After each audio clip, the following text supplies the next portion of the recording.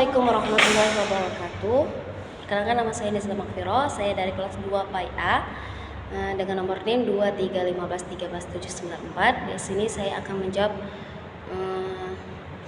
dari pertanyaan ujian akhir semester mata kuliah filsafat, yang mana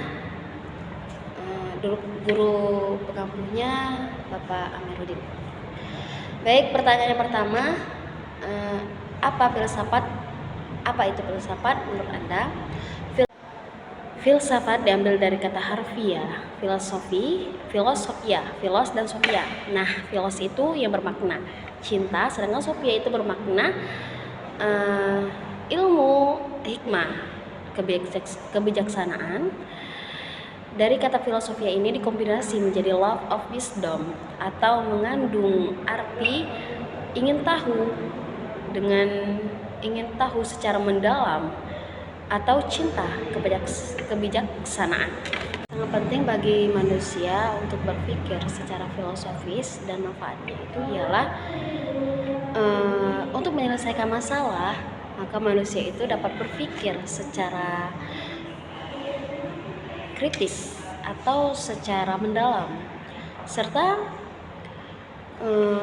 membentuk argumentasi secara lisan maupun tulisan yang sistematis dan kritis, terus membuatkan ide-ide yang cemerlang, berpikir secara logis dalam menangani masalah-masalah kehidupan yang selalu tak terduga. Dengan belajar filsafat, Anda akan dilatih menjadi manusia yang utuh, yakni yang mampu berpikir mendalam, rasional, komunikatif, apapun profesinya. Kemampuan-kemampuan ini amat dibutuhkan, kemampuan yang berpikir logis dan abstrak. Agar berpikir secara filsafat, banyak langkah-langkah yang harus kita ambil. Yang pertama, pertanyaan fundamental. Ini bertanya tentang hal-hal yang mendasar dan secara universal atau menyeluruh. Bisa pertanyaannya itu tentang kehidupan, kebenaran, keadilan, dan eksistensi. Terus masih banyak lagi pertanyaan-pertanyaan yang dapat membentuk pemikiran kita menjadi terbentuk dan membuat kita menjadi paham. Terus yang kedua itu analisis yang kritis. Latih diri untuk menganalisis argumen secara kritis. Latih diri juga untuk berpikir secara abstrak, yaitu mampu mengangkat diri dari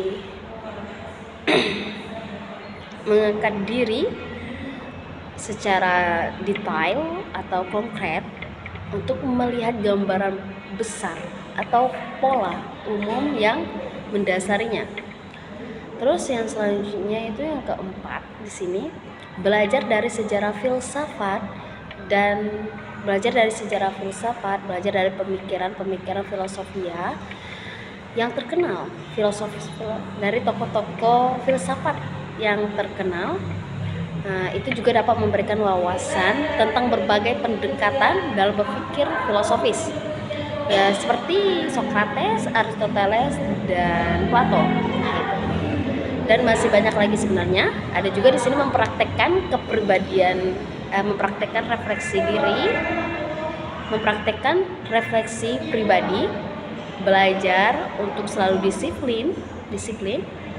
Terus yang terakhir di sini ialah mendialogkan pemikiran, diskusikan ide-ide tersebut itu bersama orang lain, bersama teman, atau berbagi agar kita memiliki sudut pandang yang berbeda. Itu juga dapat membantu menguji dan mengasah kemampuan diri kita sendiri, mampu mengasah argumen kita dengan konsisten dengan latihan. Kemampuan untuk berpikir filosofis dapat terus berkembang. Ini bukan hanya menemukan jawaban, tetapi lebih pada proses eksplorasi dan pertanyaan yang memungkinkan meningkatkan pemahaman dan kedalaman pemikiran kita. Yang kedua, pertanyaannya mengapa pada abad masa dunia barat terjadi kemunduran? Ya, ini terjadi semenjak meninggalnya Socrates. Nah, maka terjadilah kemerosotan yang dominan, yang pada saat itu filsafat semakin lama semakin merosot dominasinya. Puncaknya itu pada tarikh sebelum Masehi, filsafat benar-benar kehabisan bahan bakar. Ia kalah. Nah, selanjutnya pemikiran memasuki zaman abad pertengahan. Pada abad ini di barat, agama mendominasikan secara mutlak. Kekuasaan penuh itu diambil alih oleh gereja. Terus filsafat barat pada pertengahan dapat dikatakan sebagai abad gelap. Pada masa kegelapan ini, para ilmu pengetahuan di Eropa tidak berkembang, dikarenakan karya ilmuwan yang masih menjadi pegangan itu hanya karya Aristoteles. Nah, pemikir-pemikir pada masa itu dan filosofis pada masa abad barat ini, siapa saja yang tidak sejalan atau tidak sepemikiran maka akan dipenjarakan oleh pemerintah gereja pada masa itu. Nah, itulah yang menyebabkan kemunduran filsafat pada abad barat. Nah, mengapa di abad timur atau pada dunia timur itu malah kebalikannya, menjadi mengalami kemajuan. Berkembangnya filsafat di dunia timur itu beberapa faktor. Yang pertama itu penggabungan tradisi Yunani dan Persia. Saat Islam menyebar ke wilayah-wilayah seperti Kekhalifahan Abbasiyah, terjadi penggabungan antara tradisi filsafat klasik, filsafat Yunani, dan tradisi intelektual Persia. Nah, yang kedua, pusat-pusat kebudayaan dan pembelajaran. Yang ketiga, pembelajaran ilmiah dan filosofis. Kekhalifahan Abbasiyah sangat mendukung pembelajaran ilmiah dan filosofis. Dinamika multikultural. Pada saat itu dunia muslim menjadi pusat pertemuan dan pertukaran budaya antara timur dan barat. Hal ini menghasilkan aliran ide-ide dan pemikiran yang beragam, memperkaya dan memperluas ruang lingkup filsafat Islam. Nah, 5. Karya-karya besar filsafat para filsuf muslim seperti Al-Kindi, Al-Farabi, Ibnu Sina, dan Ibnu Rushd membuat kontribusi penting dalam pemikiran filsafat, ilmu pengetahuan, dan agama. Kombinasi dari faktor-faktor ini menciptakan lingkungan yang sangat mendukung perkembangan filsafat pada masa Islam di belahan dunia timur, memberikan sumbangan penting terhadap perkembangan intelektual global pada saat itu. Filsafat Islam berkembang dengan konteks yang sangat terpengaruh oleh ajaran agama Islam dan juga tradisi kebijaksanaan hikmah dari budaya Arab pra-Islam. Jelaskan secara logis dan sistematis bagaimana filsafat dalam Islam, baik secara perspektif yang dibolehkan dan secara perspektif yang tidak dibolehkan. Nah, secara keseluruhan, filsafat dalam Islam memiliki kedudukan yang kompleks dan dinamis. Ia berfungsi sebagai jembatan antara ajaran agama dan pengetahuan rasional yang berkontribusi pada perkembangan intelektual dan sosial, serta beradaptasi dengan tantangan zaman.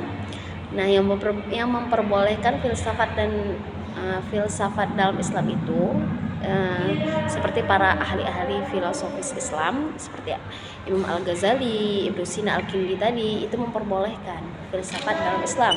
Dan ada juga yang dan ada juga yang tidak membolehkan. Nah, aliran ini atau individu yang tidak sesuai dengan ajaran agama, atau bahkan karena mereka takut akan berpotensi atau mengkhawatirkan berpotensi untuk merusak keyakinan.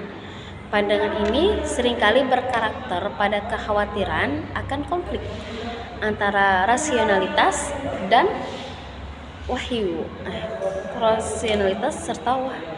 wahyu, serta pentingnya kesetaraan dengan prinsip-prinsip dasar agama. Nah, jadi yang tidak membolehkan itu ada juga aliran yang tidak membolehkan karena ditakutkan atau dikhawatirkan nanti akan merusak keyakinan daripada orang tersebut. Yang kelima, pertanyaan terakhir ialah mengapa manusia sangat penting untuk menjaga kualitas akal dan hati ya.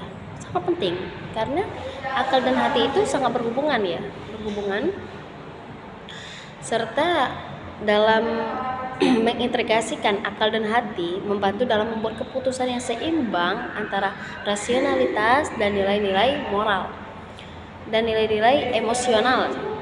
Nah, menjaga kualitas akal dan hati sangat penting bagi manusia karena keduanya berperan krusial dalam membentuk tindakan, keputusan, dan kesejahteraan pribadi serta sosial. Tentang hati itu ada hadisnya, yaitu Nabi sallallahu alaihi wasallam qala innallaha la yanzuru ila suwarikum wala ila amwalikum walakin yanzuru ila qulubikum wa a'malikum. Sesungguhnya Allah itu tidak melihat pada rupa dan harta kalian, melainkan Allah itu melihat kepada hati kalian dan amal kalian. Hadis riwayat Muslim. Hadis ini menggambarkan betapa pentingnya kualitas hati dan akal dalam pandangan Islam. Hati yang baik dan akal yang sehat akan mempengaruhi keseluruhan tindakan dan perilaku seorang muslim serta hubungannya dengan Allah dan sesama manusia. Nah, bagaimana caranya agar menjaga kesucian akal dan hati? Nah, ini banyak sekali ya.